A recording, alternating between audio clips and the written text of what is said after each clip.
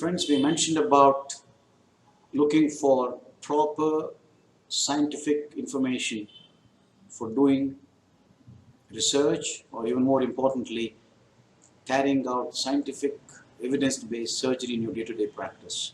This module deals with how you can get such scientifically valid information. Essentially, this kind of a search for scientific information will be very focused on a given topic. It will be in-depth study which starts at a basic level and goes on to an advanced level, and most of the time you will be depending on original articles for your information. We have various sources of medical information ranging from a basic text to a reference text, and then compendia and editorials and reviews on to original journal articles. The basic text is what we start with. I presume that by the time you reach the post-graduation level, you would have looked at most of the basic textbooks, and classic examples are the current surgical diagnosis and treatment in Bailey and Love surgery. Let's look at, say, abdominal compartment syndrome as an example throughout the whole module. So you look at what it means, and you'll probably have one or two paragraphs on this topic in a basic textbook. If you go to a reference book like Schwartz or Sabiston, you'll have a whole chapter on the subject. Still, as I told you, textbooks are giving you information which is about 5 years old, even the latest editions, and they always carry the bias of the author of that particular chapter in the textbook. Reference books like Oxford Textbook of Surgery or Master of Surgery will give you a more detailed account, and it will probably quote certain studies and data which makes it a lot more authentic than what a reference textbook would, what a textbook would tell you. Compendia, again, will give you information which is perhaps 1 or 2 years old, depending on the date of publication of that particular compendium. The classic examples are recent advances in surgery, the journal called Surgery, Oxford, Surgical Clinics of North America, and the like. My particular favorite are editorials in journals. Editorials are always very good. They do suffer from the fact that it may carry the bias of the author, but the authors are so chosen that they are experts in the field, and it is very unlikely that you will get any distorted information. Information that you get is mostly digital nowadays, and particularly when you go on the net, you must know that you must go to sites and journals which are peer-reviewed. A classic example is a Medscape, which is a peer-reviewed site. You can take individual subscriptions, but they're generally expensive. Institutional membership for journals is always very good. Your institutional digital library will give you your need. For example, we have a nice digital library in the BMC, and they have access to Helinet, which is designed and run by the RGUHS, by the Rajiv Gandhi University, and of course, you will also have sourcing from your friends, seniors, and teachers. Remember, always go for index journals only.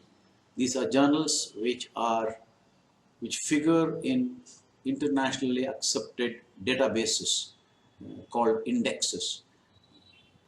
How do you know if a journal is indexed or not? Is an important question. The common indexes that you come across are the Index Medicus, which is the name given for the print version. This is the one we were referring to when we were students, when there were no electronic versions. Since the data has become electronic, you have the Thomson Reuters, SCI, the PubMed, the Scopus, the Embase, and the like. You don't have to worry about all these names, but remember this: the PubMed is one of the most standard indices, and Scopus is another one that gives you information as to whether your journal is indexed or not. An impact factor on a journal is a measure that tells you how much that the articles from the journal are quoted by others or cited by others. It has a formula for calculation, you need not remember this, but if the impact factor is good, then it will be a good journal, a popular journal which is perhaps got its reputation and credentials from many years of hard work. So go for indexed journals with a high impact factor if you want the most authentic information.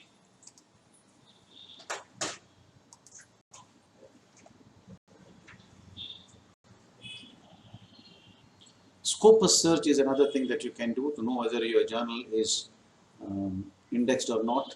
As you can see the URL that I have given. Go on to that, and once you reach the site, you can type in the search column the name of the journal that you are wanting to know more about. Indian Journal of Surgery, for example, is indexed in the Scopus, which means it is an indexed journal.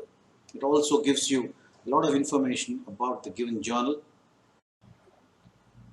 As I told you, one of the common sites that one goes for search of topics, particularly original articles and review articles, is the PubMed. I have given you the URL there, and I'm sure most of you would have already gone and searched it. It's easy, and it is something that we're going to have hands-on very soon.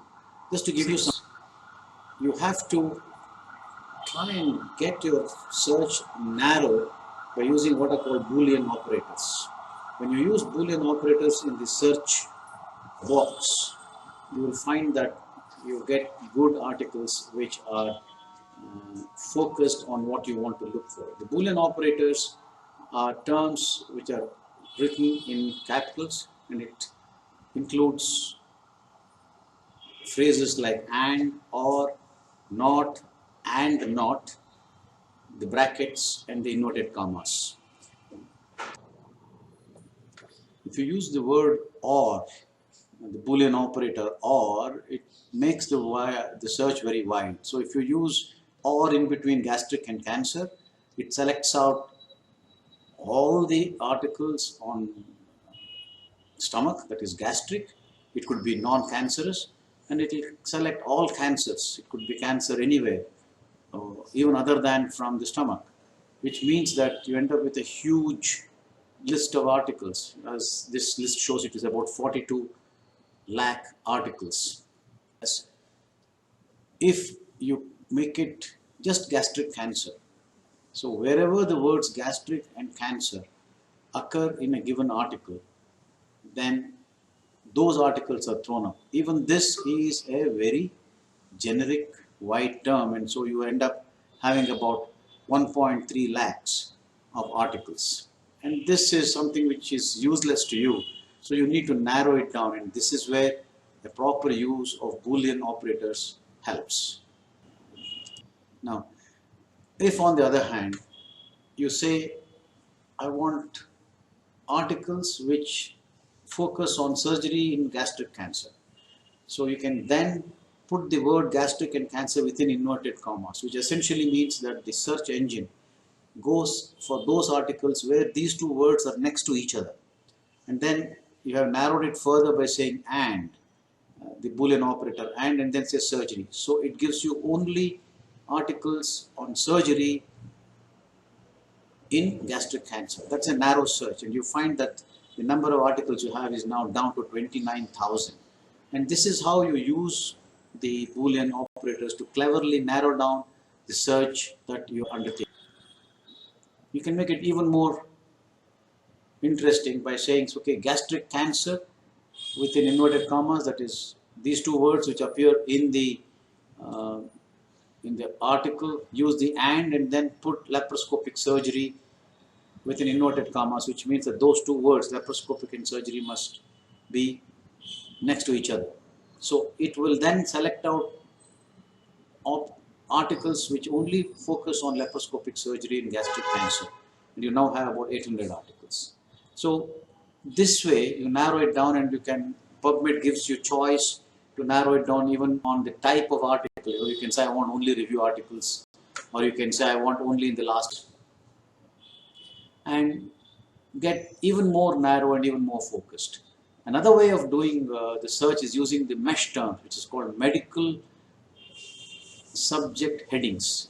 Now, when you go to the little box next to the search box, which is this, then normally the default is PubMed, but you can, with the drop down menu, and you can choose mesh. And when you do that and you put a term in the box, then it gives you a screen like this. So I have said abdominal compartment syndrome. And so you get a mesh terms screen like this, which is basically all the finer details or subheadings that are associated with any topic. So then I say, okay, I want only those articles which talk about complications and diagnosis of abdominal compartment syndrome. So when you do that, you'll find that you get what's called a mesh term builder, which is here, and you can put it on to the search builder field and then press search PubMed. And when you do that, you will find that you will get the kind of focused articles which figure and which actually tell you about the complications and diagnosis of the abdominal compartment syndrome. This is the way you keep focusing it, so that we also have the concept of a fuzzy logic search, which means that you really don't have to bother too much about these operators and mesh headings and all that. Even if you write and say a given running sentence or a phrase and say, look for papers on laparoscopic surgery in gastric cancer. If you write something like that, even then you will have a fairly good output of journals, and one wonders why you really have to learn about Boolean operators when you have the fuzzy logic working. The simple answer is that fuzzy logic doesn't work all the time, and it is good to have the skills to do a proper Boolean or a mesh heading search.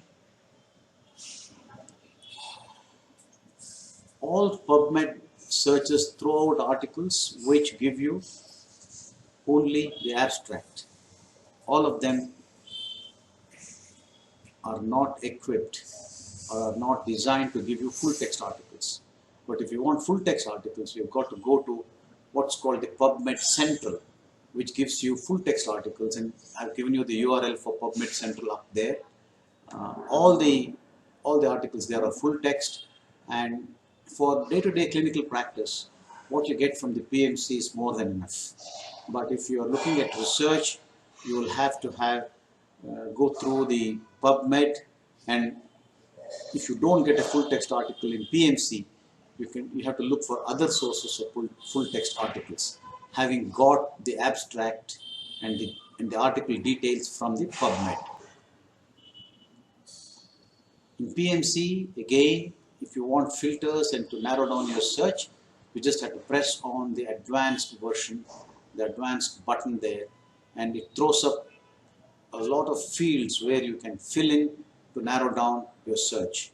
And another interesting thing is, if you want more recent articles, it gives you the option to look for only 1-year-old or 5-year-old or 10-year-old articles, and that way you can get the most recent articles in a given field. I was talking to you about full text articles. If you don't get it on PMC, you have to go to other sources. The Helinet of Rajiv Gandhi University is a good source. Your own institution may very well have it. If you don't have it, if you become a member of the digital library at BMC, they'll give you that service.